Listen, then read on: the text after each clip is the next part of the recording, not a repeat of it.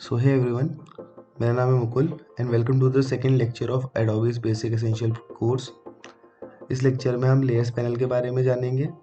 हम किसी भी इमेज को quick edit, auto contrast, auto tone और ऑटो कलर करना सीखेंगे।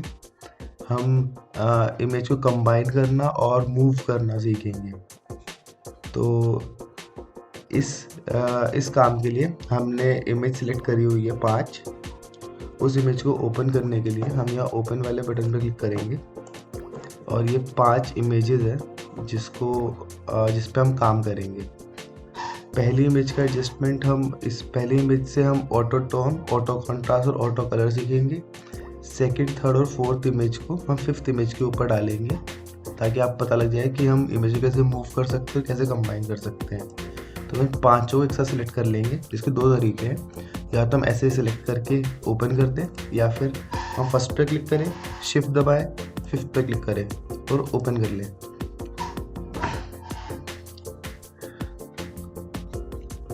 तो आप देखोगे कि धीरे धीरे 5 की 5 इमेज खुल गई है। हम ये ऊपर ये टैब्स पैनल है, हम यहाँ पे टैब्स पे एक टैब से दूसरे टैब पे हम जा सकते हैं बड़े आराम से। तो अब काम करते हैं पहली इमेज पे। हम पहली इमेज पे देखेंगे तो ये बैकग्राउंड है, ये लॉक्ड है, मतलब ये बैकग्राउंड इमेज है। अगर हमें ऑटो टोन, ये लेयर्स होती है, तो अगर हम पहली इसकी बात करें इमेज की, तो ये बैकग्राउंड इमेज है। इस इमेज को हम लेयर में भी कन्वर्ट कर सकते हैं। इस पे अनलॉक बटन पे क्लिक करके तो ये एक लेयर बन जाएगी जहाँ से हम इसे ट्रांसफॉर्म कर सकते हैं किसी भी साइज में। लेकिन क्योंकि ये बेस लेयर है तो इसे हम एज अ बैकग्राउंड ही रखना प्रेफर करेंगे, तो इसलिए हम इसे बैकग्राउंड रखेंगे। अगर अब हम इसे ऑटो कॉन्ट्रास्ट और ऑटो टोन और ऑटो कलर करना है तो हम पहले इसकी 3 डुप्लीकेट लेयर्स बनाएंगे। डुप्लीकेट लेयर बनाने के लिए हम इस पर राइट क्लिक करेंगे, डुप्लीकेट लेयर पे क्लिक करेंगे, हम इसका नाम डाल देंगे। जैसे फर्स्ट लेयर का नाम है डाला ऑटो टोन, तो ऑटो टोन के लिए हम इस पर क्लिक करेंगे लेयर पे। ये लेयर सिलेक्टेड होनी चाहिए। इस लेयर को सिलेक्ट करने के बाद हम जाएंगे इमेज सेक्शन में, ऑटो टोन। देखो आपको इमेज में ये ऑटो टोन हो गया है, तो आपको इमेज में कुछ चेंजेस दिखाई दे रहे हैं। यहाँ से हम इस लेयर को हाइड और अनहाइड भी कर सकते हैं। ये हमने अनहाइड करा तो ये देखिए ये ओरिजिनल इमेज है और ये ऑटो टोन के बाद है। और अब हम देखेंगे हम ऑटो कॉन्ट्रास्ट और ऑटो कलर कैसे कर सकते हैं। हम वापस से बैकग्राउंड में जाएंगे, हम इसकी एक और डुप्लीकेट लेयर बनाएंगे, इसका नाम डालेंगे ऑटो कॉन्ट्रास्ट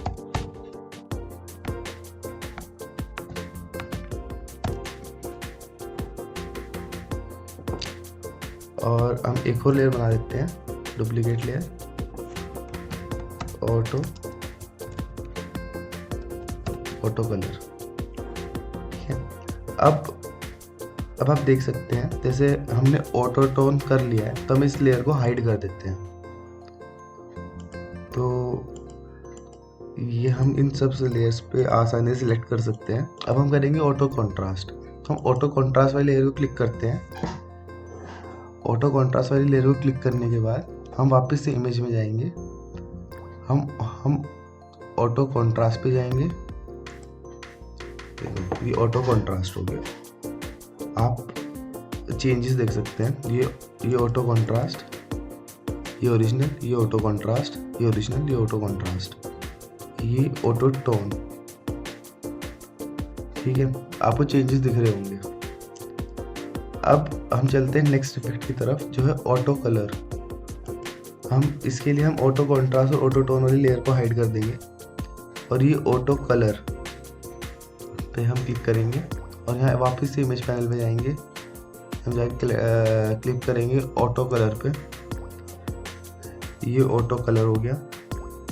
अब आपको चेंजेस दिख जाएंगे। ये हमारी ओरिजिनल इमेज, ये ऑटो कलर, ये ऑटो कॉन्ट्रास्ट और ये ऑटो टोन। अब अगर हम क्लिक करें तो हम एक साथ सबको हाइड और अनहाइड भी कर सकते हैं। जैसे हम इस पर क्लिक करके रखेंगे और ऊपर नीचे ड्रैग करेंगे तो ऐसा अनहाइड हो रही है और सभी मतलब सभी हाइड हो जा रही है, और हम दोबारा से करेंगे सब वापस से अनहाइड हो जाएगी। तो ये 3 बेसिक इफ़ेक्ट्स हैं जो हम कर सकते हैं। अब हम करेंगे लेयर्स की मूवमेंट पे।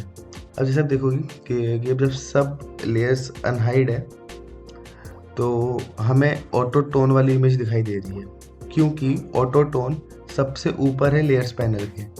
अगर हम चाहते हैं कि ऑटो कॉन्ट्रास्ट हमें दिखे पहले, तो हम ऑटो कॉन्ट्रास्ट पे क्लिक करेंगे और ऑटो कॉन्ट्रास्ट को ड्रैग करके ऑटो टोन के ऊपर ले जाएंगे। अब देखिए ऑटो कॉन्ट्रास्ट ऑटो टोन के ऊपर आ गया है। ऐसे ही हम इसको किसी भी लेयर को एक के ऊपर एक डाल सकते हैं। जैसे कि हम ऑटो कलर को डाल सकते हैं, तो हम जब धीरे धीरे से ऊपर शिफ्ट करेंगे तो हम लेयर्स के बीच में ये ब्लू लाइंस देखेंगे। इसका मतलब है अगर हमें ऑटो कॉन्ट्रास्ट और ऑटो टोन के बीच में डालना है तो हम यहाँ पे छोड़ देंगे ले जा करके, सबसे ऊपर लाना है तो हम सबसे ऊपर ले जा करके छोड़ देंगे। अब लेयर्स का बेसिक मतलब क्या होता है? लेयर्स का बेसिक मतलब ये होता है कि हमने इस बैकग्राउंड इमेज के, हमने इस वाली जो बैकग्राउंड इमेज है इसकी हमने इतनी कॉपी बनाई है, हमने हर एक कॉपी पे अलग अलग इफ़ेक्ट डाला हुआ है। तो अलग अलग इफ़ेक्ट डाला हुआ है तो वो एक के ऊपर एक लेयर बन गई है। अब हम एक लेयर को हटाएंगे तो उसके नीचे वाली लेयर रिवील हो जाएगी। ये मतलब है इसका। देखो आप ऐसे समझोगे कि हमने सारी फाइल्स अनहाइड कर रखी है, लेकिन ये ऑटो कलर वाली लेयर है। तो ये ऑटो कलर वाली लेयर आपको यहाँ पे दिख रही है, ये ऑटो कलर वाली लेयर है। उसके नीचे ये वाली जो लेयर है ये ऑटो कॉन्ट्रास्ट वाली है। तो ये ऑटो कॉन्ट्रास्ट वाली लेयर है, और इसके नीचे जो लेयर है ये ऑटो टोन वाली लेयर है, और उसके नीचे ये बैकग्राउंड वाली लेयर है। तो समझ में आ रहा है? सबसे नीचे ये बैकग्राउंड वाली लेयर, ये सबसे नीचे बैकग्राउंड लेयर, उसके ऊपर ये ऑटो टोन वाली लेयर, ये सबसे ऑटो टोन वाली लेयर, उसके ऊपर ऑटो कॉन्ट्रास्ट वाली लेयर और ऑटो कलर वाली लेयर। अब आप फोटोशॉप में जो भी चेंजेस करते हो आप Ctrl+Z अंडू करके वापस से पहले वाले स्टेप पे पहुंच सकते हो किसी भी पॉइंट ऑफ टाइम पे। तो मैं 3-4 बार Ctrl+Z दबाऊंगा, वापस सब कुछ नॉर्मल हो जाएगा। अब जैसे हमने ये सब चीज़ें कर ली, हमें जो भी इफेक्ट अच्छा लग रहा है, हमें ऑटो कलर इतना अच्छा हमें नहीं लग रहा, हमें ऑटो कॉन्ट्रास्ट इतना अच्छा लग रहा है, लेकिन हमें ऑटो टोन बहुत अच्छा लग रहा है, तो हम ऑटो टोन को सबसे ऊपर ला सकते हैं, या इसके ऑटो टोन के ऊपर जितनी भी लेयर्स हैं उन्हें अनहाइड कर सकते हैं, मतलब हाइड कर सकते हैं। तो हम ऐसे ऑटो टोन को सबसे ऊपर ले जाएंगे और हम इसे सेव करेंगे। अब जब हम इसे सेव करेंगे तो हम फाइल में जा कर के यहाँ पे सेव करेंगे, तो ये 2 ऑप्शन पूछेगा कि आप अपने क्लाउड डॉक्यूमेंट्स में या अपने कंप्यूटर में आप कहाँ पे सेव करना चाहते हो। तो आप अपने अगर आप पे क्रिएटिव क्लाउड की मेंबरशिप है तो सीधा क्लाउड पे डायरेक्ट से सेव कर सकते हो, या अपने कंप्यूटर के अंदर भी सेव कर सकते हो। मैं भी अपने कंप्यूटर के अंदर सेव करूँगा। तो ये पूछेगा कि आप इसको कहाँ सेव करना चाहते हो। मैं इसे डेस्कटॉप पे सेव करना चाहता हूँ और मैं इसे नंबर 1 के नाम से सेव करूँगा, लेकिन ये JPG के अंदर सेव नहीं होगी, क्योंकि JPG इमेज के अंदर लेयर्स नहीं होती।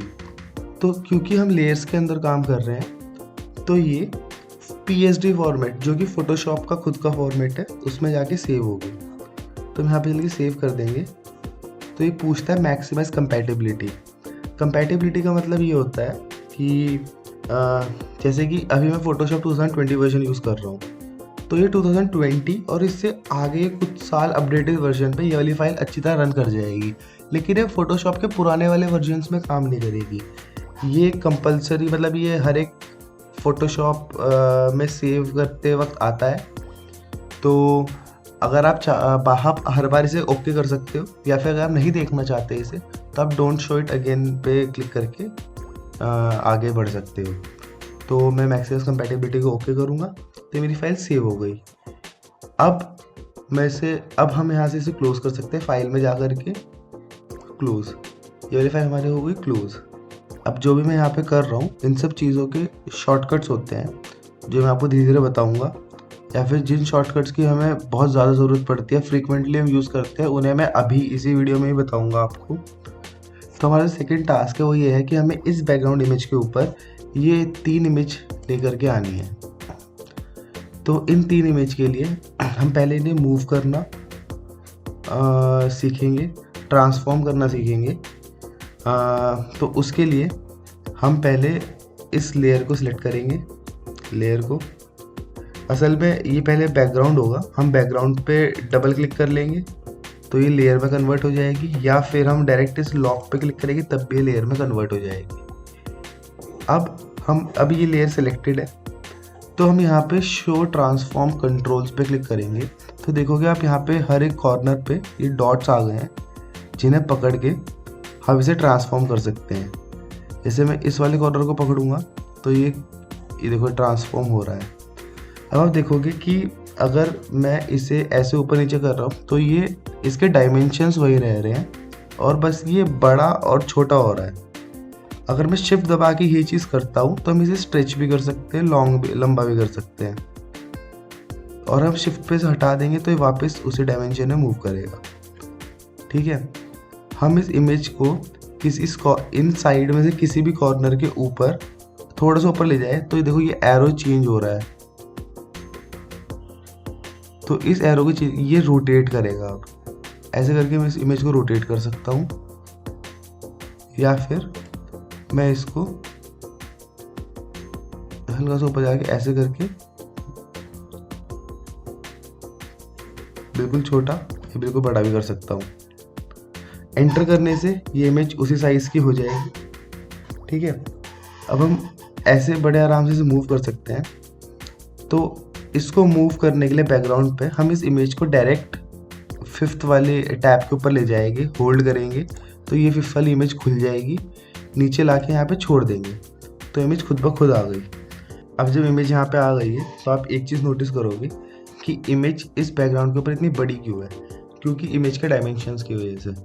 इमेज बहुत ज़्यादा डायमेंशन की और बैकग्राउंड कम डायमेंशन का है, तो इसके लिए हम इस इमेज को थोड़ा छोटा करेंगे और इसके ऊपर कहीं पे भी रख देंगे।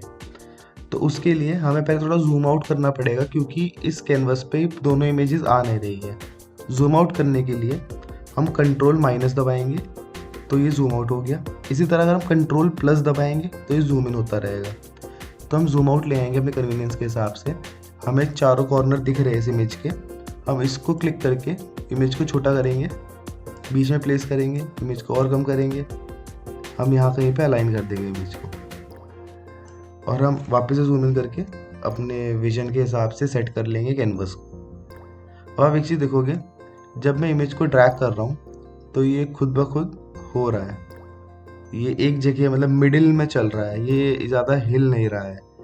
और आपको एक पिंक लाइन भी दिख रही होगी जिसे ये फॉलो कर रहा है। इस पिंक लाइन को स्मार्ट गाइड कहते हैं। ये स्मार्ट गाइड हेल्प करती है किसी भी इमेज या किसी भी टेक्स्ट को अलाइन करने के लिए। जैसे कि अभी आप देखोगे तो ये पिंक लाइन को ये वर्टिकली अलाइन कर रही है इस इमेज को। सिमिलरली ये वाली जो लाइन है ये हॉरिजॉन्टली अलाइन कर रही है इस वाली इमेज को। और अगर मैं बिल्कुल मिडिल में रखूँगा तो ये मिडिल में अलाइन हो जा रही है ये वाली इमेज। आपको ये प्लस आपको ये दिख रहा होगा। तो जैसे ही मैंने सेंटर में अलाइन कर दी, मैं एंटर मारूंगा, ये इमेज अलाइन हो जाएगी बिल्कुल मिडिल में। अब स्मार्ट गाइड को अगर आपके कंप्यूटर में एनेबल्ड नहीं है तो आप कहाँ से कर सकते हो? आप व्यू में जाइए, आप शो में जाइए, आप स्मार्ट गाइड पे क्लिक कर दी। मेरा चेकड है तो मेरा स्मार्ट गाइड अनेबल्ड है। अगर मैं इसे डिसेबल करूँगा तो स्मार्ट गाइड नहीं शो करेगी। सिमिलरली आप दोबारा से व्यू में जाइए, शो में चले जाइए और स्मार्ट गाइड को अनेबल कर दीजिए, तो स्मार्ट गाइड वापस से शो होनी स्टार्ट हो जाएगी। अब कुछ समय ऐसा आता है कि आप नहीं चाहते कि आप जैसे कि मैं इमेज को ले जा रहा हूँ तो यहाँ पे एक बार को रुक गई है, तो मैं चाहता हूँ ये रुके ना, मतलब स्मार्ट गाइड शो हो लेकिन मैं अपनी इमेज को फ्रीली इधर उधर ड्रैग कर पाऊँ। मैं वापस व्यू में जाऊँगा, मैं स्नैप को ऑफ कर दूँगा तो मैं इमेज को फ्रीली कहीं पे भी मूव कर सकता हूँ इस कैनवस में। लेकिन स्नैप बहुत अच्छा है किसी भी इमेज को अलाइन करने है, तो मैं इसे हमेशा अनेबल्ड ही रखता हूँ। अब आप एक और चीज़ मैं आपको दिखाना चाहूँगा, जैसे इमेज हमारी बहुत ज़्यादा जूम्ड इन है तो और मुझे इधर से टॉप राइट कॉर्नर पे जाना है, तो उसके लिए या तो मैं नीचे इन्हें ड्रैग करके इधर टॉप राइट में जा सकता हूँ और फिर इधर टॉप में जा सकता हूँ इधर से ड्रैग करके। तो यहाँ पे मैं टॉप राइट कॉर्नर पे पहुँच गया। या फिर मैं स्पेस बार को होल्ड करके रख सकता हूँ। देखना स्पेस बार को होल्ड करने से ये कर्सर चेंज हो रहा है, कर्सर से ये हैंड बन जा रहा है। और स्पेस बार को होल्ड करके रखते हुए मैं ड्रैग करके एक जगह से दूसरी जगह जा सकता हूँ इस जूम्ड इन इमेज में ही। ठीक है, अब एक मूव करने का ये मैं कंट्रोल प्लस माइनस, ये बहुत हेडेक वाला काम है। इसका एक बहुत अच्छा शॉर्टकट है जिसमें आप कंट्रोल और ऑल्ट की से आप zoom in zoom out left right move कर सकते हैं। इसके लिए आपको आपके माउस का जो स्क्रॉल बटन है, स्क्रोलर, उसको आपको यूज़ करना है। अगर आप ऑल्ट दबा करके स्क्रॉल करते हो तो आप देखोगे जूम इन जूम आउट हो रही है इमेज। स्क्रॉल करके जूम इन जूम आउट हो रही है। अगर आप कुछ नहीं करोगे और आप फिर स्क्रॉल करोगे तो अप एंड डाउन होगी, और अगर आप कंट्रोल दबा के स्क्रॉल करोगे तो लेफ़्ट और राइट होगी। दोबारा बताता हूँ, अगर आप स्क्रॉल कर रहे हो तो इमेज ऊपर नीचे होगी बिना किसी बटन पे क्लिक करे। आप सिर्फ स्क्रॉल कर रहे हो तो ये अप एंड डाउन मूव कर रही है। आपने कंट्रोल दबाया, ये लेफ़्ट और राइट स्क्रॉल होने लगी। आपने ऑल्ट दबाया तो ये ऊपर और स्क्रॉल करने पे जूम इन और जूम आउट होने लगी। तो इस तरीके से हम कहीं पे भी बड़े आसानी से मूव कर सकते हैं। देखिए कितना आसान है मूव करना। तो ये कुछ बेसिक टेक्निक्स थी जो बहुत ज़्यादा मस्ट थी जाननी फोटोशॉप के अंदर। और आई प्रॉमिस अगले लेक्चर से हम असली में कुछ फ़ोटोशॉप यूज़ करना सीखेंगे। ये जो मैं अभी सिखा रहा हूँ ये कुछ फ़ोटोशॉप नहीं है, तो वो हम नेक्स्ट लेक्चर से देखेंगे हम फ़ोटोशॉप कैसे करते हैं। ये बेसिक इमेजेस के साथ प्ले करना, लेयर्स पैनल के बारे में जानना, कुछ बहुत आसान से इफ़ेक्ट यूज़ करना, ये सब था इसके अंदर। तो अब हम मिलते हैं नेक्स्ट लेक्चर में। Thank you.